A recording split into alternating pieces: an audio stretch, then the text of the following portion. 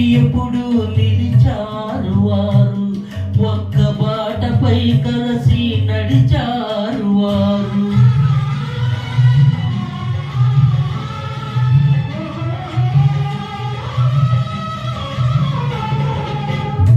ఒక్క మాటపై ఎప్పుడు నిలిచారు వారు, ఒక్క బాటపై కలిసి నడిచారు వారు. అన్నంటే తమ్ములకు అనురా